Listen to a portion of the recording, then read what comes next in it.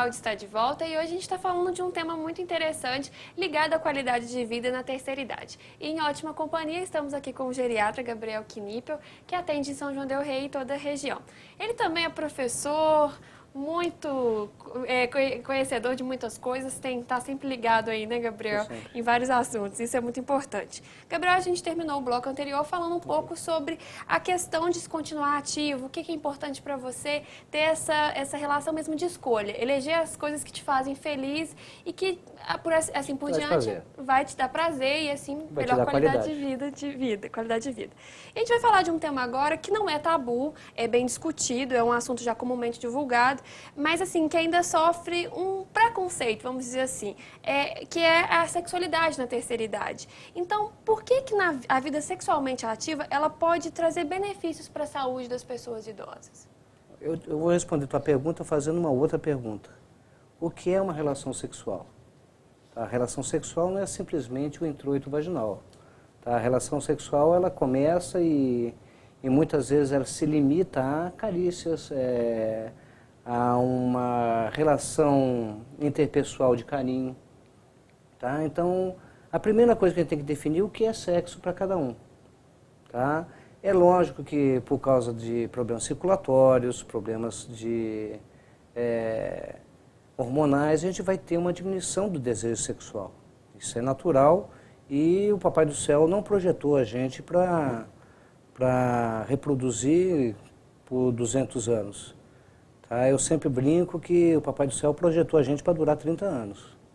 Tá? Até o começo do século passado, estatisticamente, a perspectiva de vida era 30 anos. Para que o gerente de natureza fez o ser humano? A gente tem que nascer, reproduzir e morrer para abrir espaço para outra geração. É durante a reprodução que a gente tem a evolução das espécies. Então a gente primeiro não foi projetado para durar tanto, a gente passou a durar mais tempo por causa das vacinas, antibióticos, o conhecimento que a gente tem de saneamento básico, então fez com que a gente durasse mais tempo. Então esse desejo sexual não é uma coisa natural da gente sentir durante 50, 60, 70, 80, 90 anos. É normal que a gente perca um pouco disso, porque não foi para isso que a gente foi projetado. Isso é erro inicial de projeto. Tá? Mas também não existe nada de errado ou de ruim o fato da pessoa sentir desejo sexual depois de determinada idade. Isso é uma coisa individual e pessoal. As mulheres, né, durante o período de gravidez, normalmente elas têm diminuição do desejo sexual. Os homens, com o passar do tempo, também vão diminuindo isso. Isso é uma coisa natural do próprio processo da natureza. Tá? Tanto uma pessoa que não tenha desejo sexual, como uma pessoa que tenha desejo sexual grande depois de uma certa idade, são coisas normais. Isso é uma coisa individual e pessoal. Correto. Ô, Gabriel, eu vou entrar numa questão que a gente já falou também muito no programa que o Gabriel veio aqui, e a gente já tratou também isso com outras pessoas que aqui vieram, que é osteoporose, que é uma doença que acomete muitas mulheres também depois, né, dos 50 anos, tem estudos que comprovam isso. A osteoporose é uma doença presente na terceira idade, né? Ela tem, vamos dizer assim, maior incidência. Qual o tratamento e acompanhamento ideal para enfrentar essa doença? A primeira coisa que a gente tem que colocar é que a osteoporose é muito comum em mulheres, principalmente porque elas perdem depois da menopausa a proteção dos hormônios femininos. Então é comum nos 5 primeiros anos depois da menopausa ela perder em torno de 30% da massa óssea. Conforme você perde essa massa óssea, você tem um osso mais frágil e consequentemente maior risco de fraturas. Como a gente pode evitar isso? Primeiro, atividade física regular.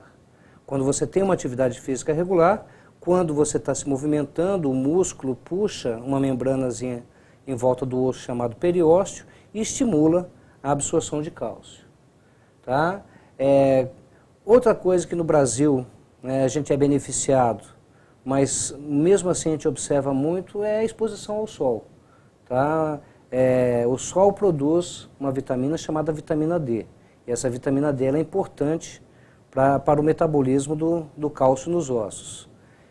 quando a gente a gente detecta num paciente uma diminuição de vitamina D, a gente detecta que ele está perdendo massa óssea, existem medicamentos que a gente pode utilizar que fazem com que esse cálcio entre mais fácil no osso, tá? E seja fixado dentro dele. Tá? Esse tratamento normalmente é longo, tá? Depende da adesão do paciente, e quando a gente começando isso mais cedo, a gente já tendo esses cuidados desde antes da menopausa, as mulheres, vocês vão ter uma proteção maior e uma probabilidade menor de ter osteoporose. A gente recebeu uma pergunta interessante do Edmilson, do Senhor dos Montes. Ele mandou um abraço para nós aqui do programa e parabenizou o senhor pelo trabalho, viu, Gabriel?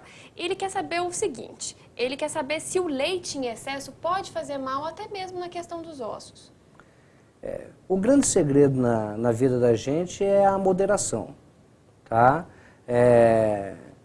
Qualquer coisa em excesso pode não ser benéfico, tá? O ser humano ele é um mamífero, né, por definição. Ele nasceu para tomar leite, mas nasceu para tomar leite humano. Muitas crianças, pessoas desde criança, têm intolerância ao leite que não seja leite humano. Então, muitas pessoas, mesmo depois de adulto, também têm intolerância ao leite humano. Tá? Então, quando você toma uma quantidade muito grande de leite, você pode ter um risco maior de ter diarreia. Não que o leite não seja benéfico, mas você tem outras formas de você adquirir o cálcio. O leite, os derivados do leite, né? Leguminosas também tem bastante cálcio. Pegar o sol, né? Tomar o sol, que é por causa da vitamina D. Então, a gente não pode achar que só tomando leite a gente vai ter uma proteção óssea. A gente tem um conjunto de fatores que vão proteger o osso da pessoa contra a osteoporose. Correto. Gabriel, os idosos em geral passam a usar mais medicamentos, né, ao longo do seu processo de envelhecimento. Ou não, você vai ter que desmitificar isso para mim ou dizer se é verdade. Por que temos que ficar atento à medicação que os idosos recebem e por que interações medicamentosas podem ser perigosas nessa faixa de idade ou em qualquer outra também? Eu volto numa coisa que eu falei há pouco. Existe muito costume das pessoas tomarem medicação por indicação do vizinho, do amigo, do tio, da tia. O médico em potencial. O médico que está mais próximo. Nada potencial. Muitas vezes, nós mesmos médicos não podemos fazer algumas associações. Tá? Então, medicar um idoso é uma arte. Por que é uma arte? Porque primeiro você tem que saber mais o efeito colateral do remédio que o próprio efeito que o remédio tem. Algumas vezes a gente vai tratar uma doença, mas o efeito adverso no idoso é pior do que a própria doença que está sendo tratada. Então, o idoso ele é mais sensível a efeitos adversos. Tá? Estatisticamente, se você mistura mais de 3 medicamentos, você já tem uma chance imensa de dar um terceiro efeito que você não sabe ou um efeito que não é previsto. Então, há uma tendência de, conforme a gente vai envelhecendo, vai aparecendo um problema osteoarticular, aí o vizinho vai passar um anti-inflamatório, só que esse anti-inflamatório, muitas vezes ele pode aumentar a pressão arterial, né, aumenta a pressão da pessoa. Esse aumento da pressão da pessoa pode causar uma complicação muito mais grave que a própria dor.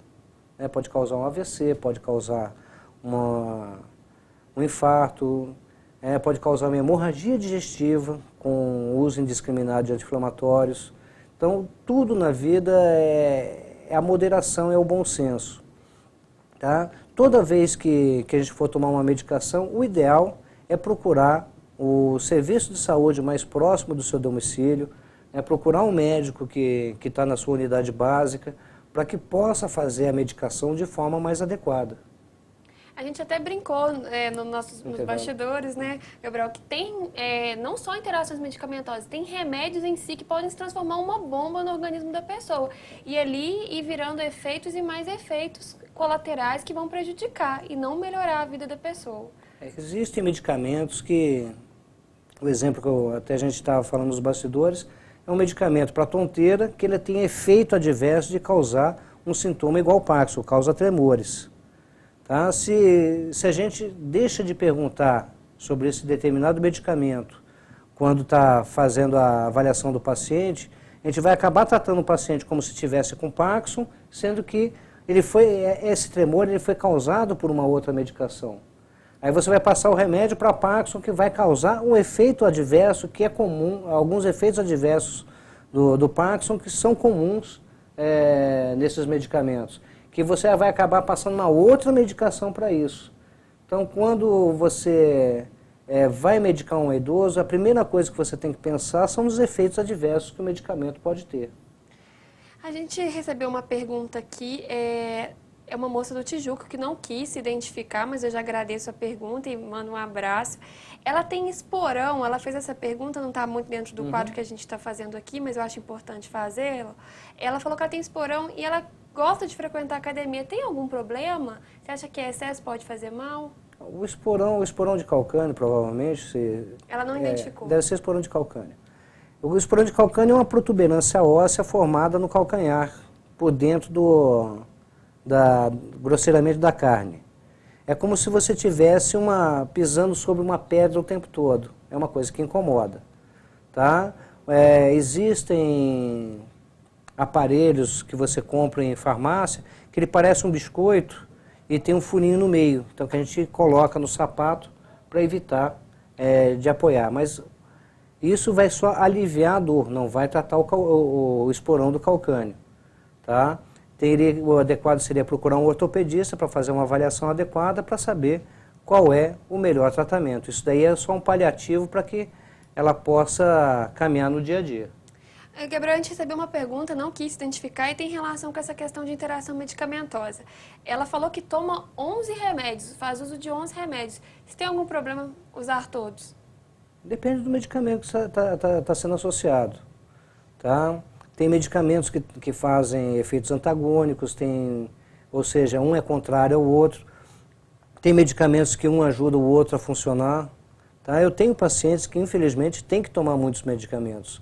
Tá? Mas o ideal é que a gente consiga substituir várias medicações para várias coisas por uma que consiga atingir mais objetivos do que outros. E muitas vezes o que acontece é que esses medicamentos diferenciados eles também têm um custo diferenciado. Então a gente tem que ter bom senso na hora que vai medicar para a gente não correr o risco de fazer com que o tratamento seja inacessível também ao paciente. Claro. A gente vai continuar falando desses assuntos no próximo bloco. Eu lembro você aí de casa que dá tempo ainda de participar. É só ligar aqui para o 3372-3720 ou nos mandar uma mensagem de texto para o 9972-1640. A gente vai para o intervalo pequenininho e voltamos já.